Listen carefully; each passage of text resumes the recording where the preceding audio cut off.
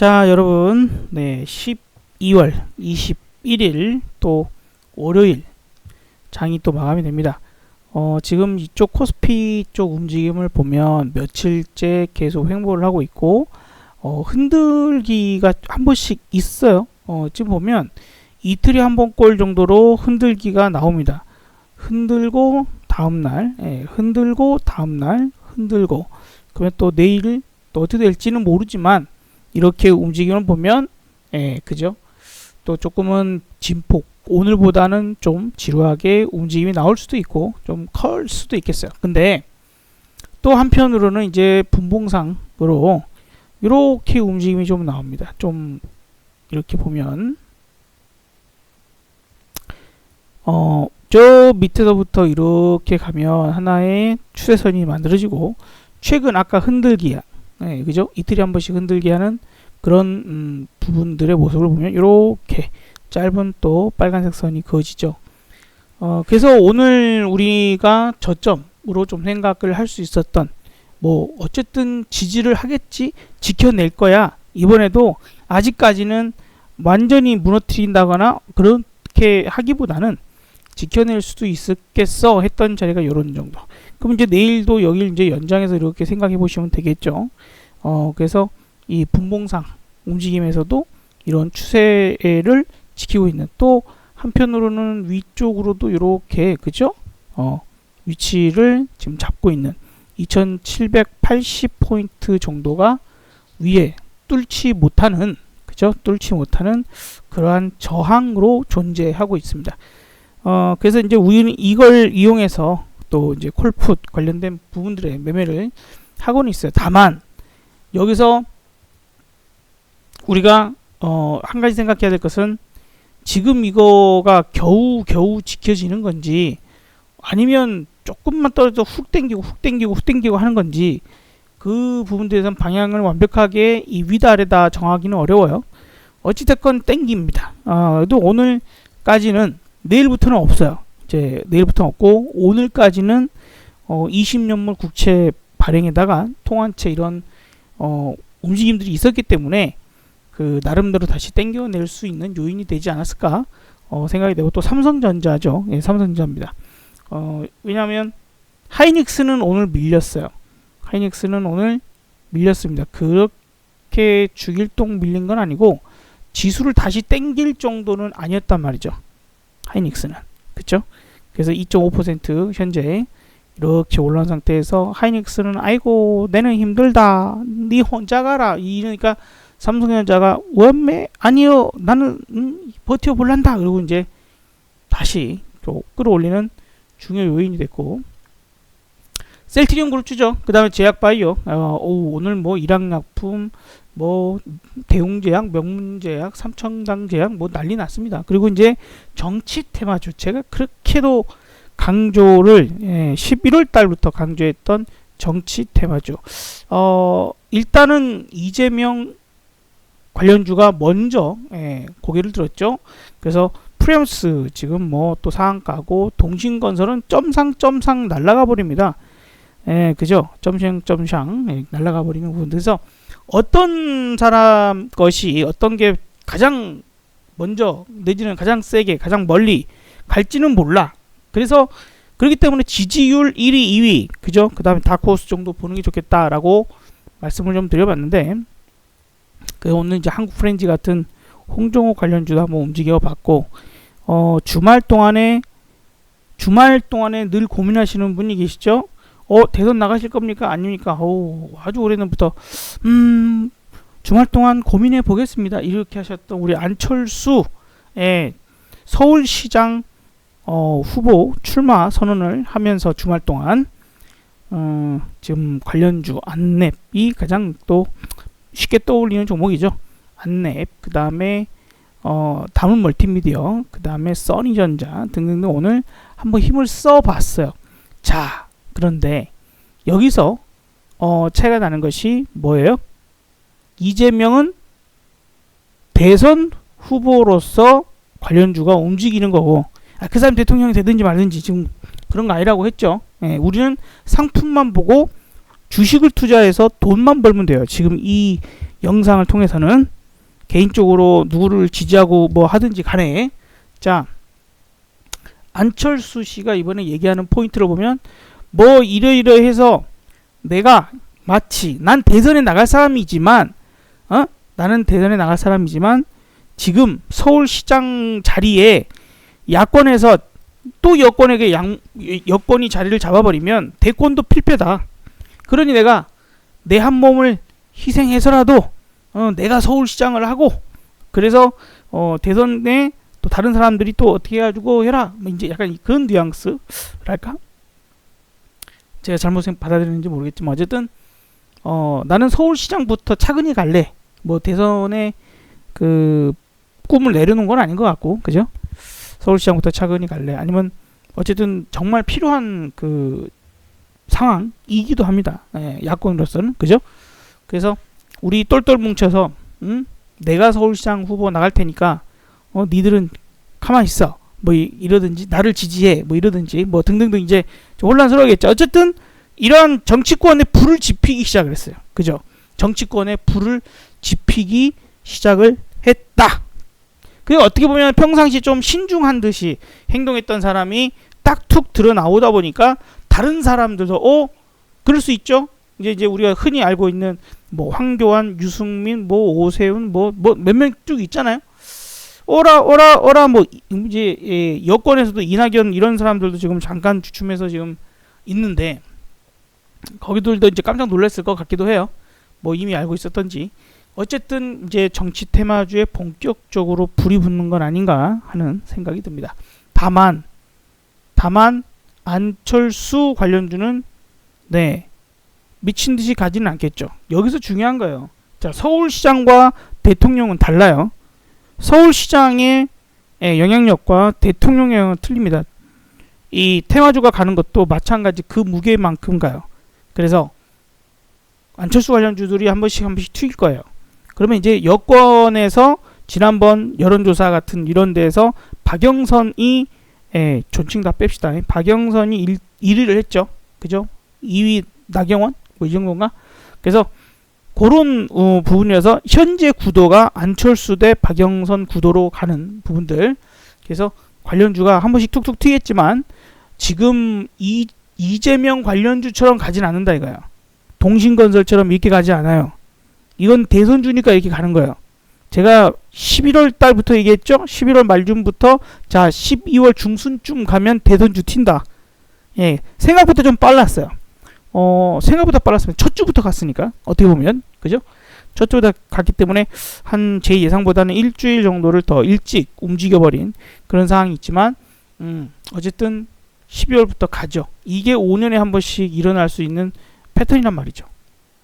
이게 중요했던 거예요. 그리고 윤석열 관련주도 가겠죠. 대표적인 게 서현, 덕성. 이제 전통적으로 덕성이 가장 유명한 놈이었는데, 지금 다른 놈에 비해서 쉬다가 오늘 이제 어찌 보면 그래도 안철수라는 사람이 대선 후보로 무시할 수 있는 사람이 아닌데, 이 사람이 그냥 서울시장 하겠대. 그래? 그러면 좀 정치권에 불은 지피고 본인은 그 전투에서 좀 빠지는. 어쨌든 이제 뭐랄까요? 좀 수월해진다. 그런 생각해야 될까? 그래서 움직일까요? 이재명, 윤석열 관련주가 그래서 움직일 수도 있을 것 같습니다. 어쨌든 해볼만해. 저 사람도 복병인데 안철수라는 사람도 상당히 복병인데 해볼만 하겠어. 물론 이제 언제 갑자기 또 말 뒤집을지도 몰라요. 서울시장 뭐 저쪽 했다가 저는 앞으로 대한민국을 끌어갈 대선 대통령 차기 대통령은 누굽니까? 하면서 갑자기 또 지난번처럼 누굽니까? 갑자기 나올 수도 있어요. 어쨌든지 간에 지금은 약간 그렇게 평가되는 것 같아요.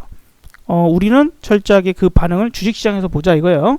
그래서 정치 테마주, 안철수 관련주, 뭐 박영선 관련주도 살짝 움직일 수 있지만 그렇게까지 크지 않을 것이고 거기에 집중해서 진을 빼지 말고 대선 후보에 집중하세요.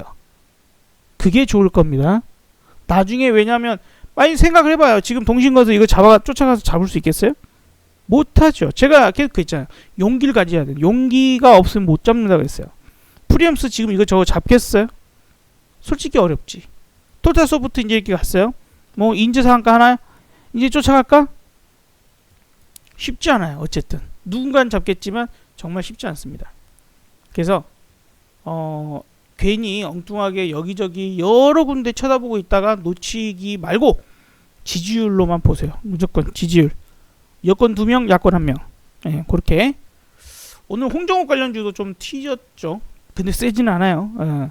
아직까지 뭐 확실하게 어떤 짠 나도 간다 뭐 이건 아니기 때문에 그러합니다. 어쨌든 지금은 이재명 이쪽이 가장 센 움직임이 나오고 있고, 그 다음 윤석열이 꿈틀대기 시작하고, 안철수는 이제 서울시장 후보로서 이제 또 다이다 싸움들이 이제 붙을 것이고, 나경원도 뭐 많이 거론이 됩니다.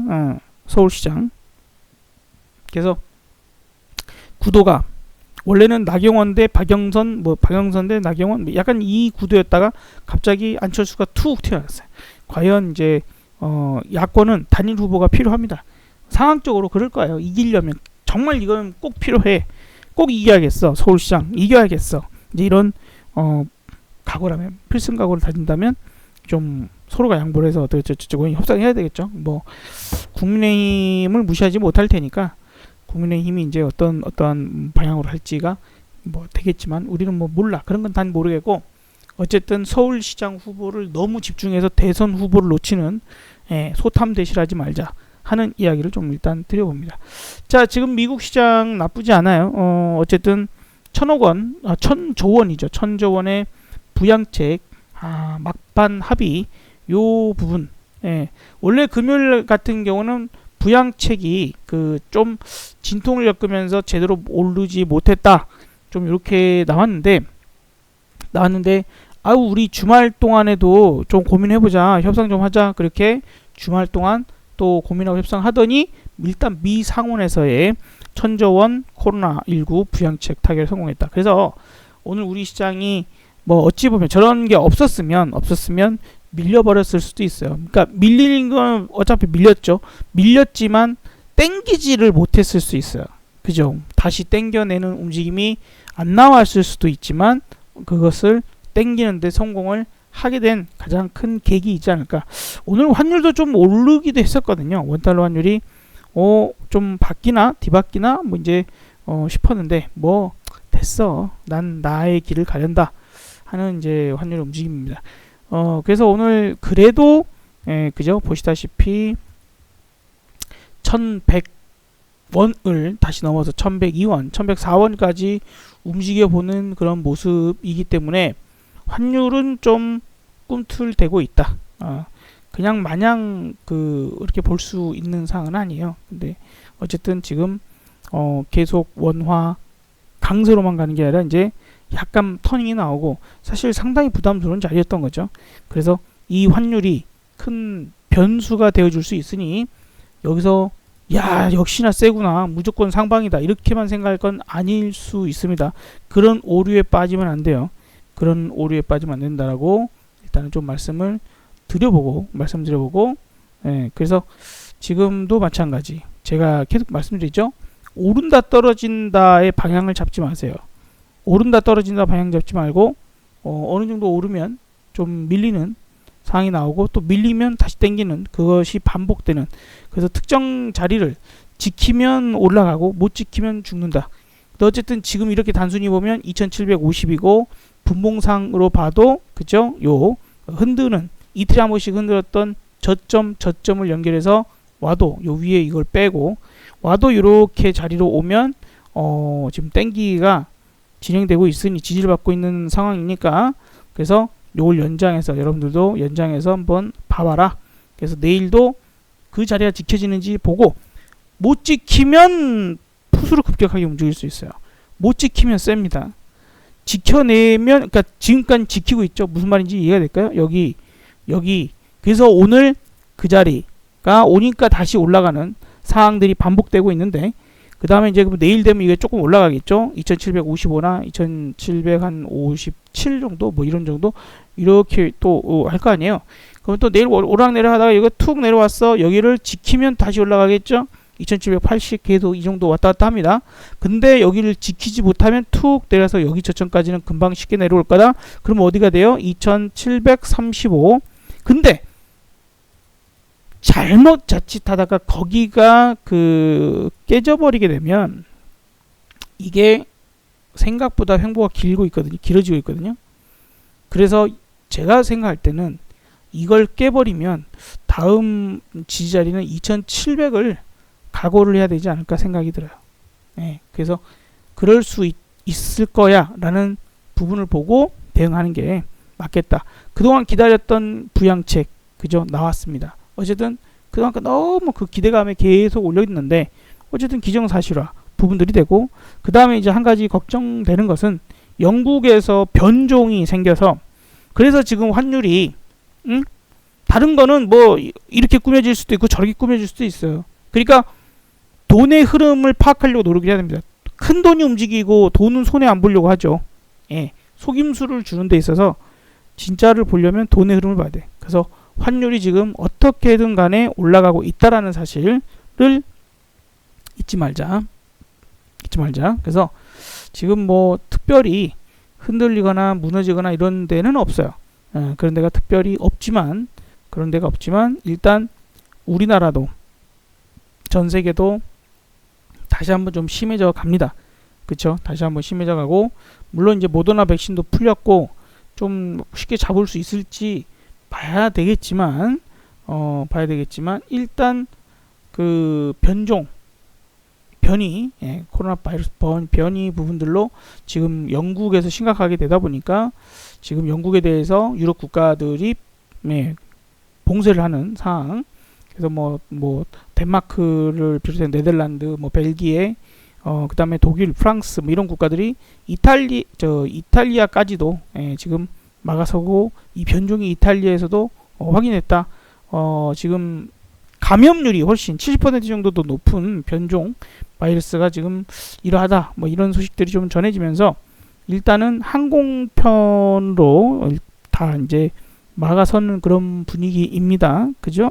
막아서는 분위기고, 상당한 봉쇄 수준이 높은 상황이 유지가 되는, 우리나라는 그러다 보니까 우리나라도 지금 뭐 우스갯소리가 있더라고요. 2.5단계, 2.5단계 플러스, 2.5단계 프로, 2.5단계 플러스 알파, 뭐 이런 식으로 해서 전혀 3단계 안 갈 거다. 내지는 대통령 아들이 23일까지 개인전 하는데 3단계 해버리면은 이거 그거 박살나지 않냐. 그러니까 23일까지는 안 되고 23일날 넘어서 크리스마스 이브를 맞이하며 짜잔 하면서 크리스마스 23일날 그걸 통해서 이제 될 거야. 막 이제 이런 얘기들이 계속 돌고 있죠. 서울시 내일 모레 0시부터 실내외 5인 이상 모임 금지를 이제 얘기가 나온 것 같습니다. 내일 모레면 며칠인 건가요? 23일 0시부터 뭐 이렇게 얘기가 좀 나오긴 했네요. 그러니까 3단계는 안 가. 3단계는 안 가. 3단계는 안 가고 5인 이상 모여. 자, 그럼 이제 5명이 손잡고만 안 가면 돼. 아니면 그 어느 실내에 5명 이상 들어오면 이제 하나씩 빼야 되나? 그 식당에서 5명 이상 밥 먹으면 안 돼요? 뭐 어쨌든 그런 건 아니겠죠. 그러니까 손님들이 우르르 와도 야, 너 5명 저쪽 테이블, 넌 저쪽 테이블 뭐 이렇게 하든지 하겠죠. 취지는 뭔 취지인지는 알겠지만, 그 이동국이 애들은 어떻게 해야 되나? 실내에 5명 이상 모이지 말라 그러면 애들만 있어야 되나? 그러면 라면 끓이다가 또 불나고 그러면 어떻게 해? 우리 대박이 어떻게 해? 참 그러니까 물론 그런 것까지는 되는 게 아니겠지만, 어쨌든 취지를 모르는 건 아니겠으나 이게 참 그러하네요. 왜? 그러니까 3단계를 가야 될 거면 가야 되는 거지. 자꾸 2.5단계 플러스를 만들어내는 그 상황들이 나중에 이제 봐야 되겠죠. 지금도 잘못한 거 아니냐 하는 이야기가 좀 많이 나오고 있는 그런 상태일 수 있는데, 이걸 자꾸 이제 이렇게 해서 미루게 되면 뭐 백신도 이렇게까지 나쁘질 줄 몰랐다잖아요. 백신 뭐 확보 다 했다고 4천만 개, 5천만 개 가깝게 다 확보했다고 해놓고는 말이 바뀌잖아요. 이럴 줄 몰랐대. 이런 것들이 이제 변수가 될 수 있겠죠. 이런 것들이 변수가 될 수 있을 겁니다. 자, 그래서 좀 보자고요. 어쨌든 변수 부분들이 아직까지는 악재로 작용하고 있지는 않은 것 같습니다. 그죠? 늘 그렇듯이 돈 푸는 건 문제 없잖아. 돈 푸는데 결국에 핵심은 똑같죠. 돈을 풀어도 일반 시중에는 못 가서 일반 서민들, 시민들은 다 나자빠 죽어도 증시는 간다. 금융시장 간다. 집값 오른다. 주말 동안에 안철수 씨가 서울시장 후보로 선언하면서 했던 얘기들 중에 현 정권에 대한 무슨 뭐에서 뭐가 어쩌고 내 집 하나 가질 수 없고 뭔 몇 달치 월급을 세금으로 내야 되며 뭐 쭉 얘기한 게 있어요. 한번 곱씹어보게 된 그런 또 상황, 생각도 좀 드는 뭐 이야기이기도 했습니다. 어쨌든 그런 부분들에 불만이 많은 사람들이 있거든요. 집을 갖고 있는 사람과 어쨌든 같이 못한 사람이 있고, 서울에서 또 여러분들 사우나를 그렇게 전면 폐지 봉쇄를 못했던 이유가 뭐라고 생각하세요? 의외로 저도 그런 데서 살아봤지만 아직까지도 자기 집에서 그냥 대충 서가지고 샤워 정도 어떻게 물집 끌어서 씻을 수 있을지는 모르겠지만, 우리가 그냥 목욕탕에서 씻듯이 예를 들어서 욕조에 내지는 목조가 없다 하더라도 좀 이렇게 제대로 된 샤워를 할 수 없는 집들이 의외로 많아요. 의외로 많습니다. 의외로 많아요, 정말. 아직도.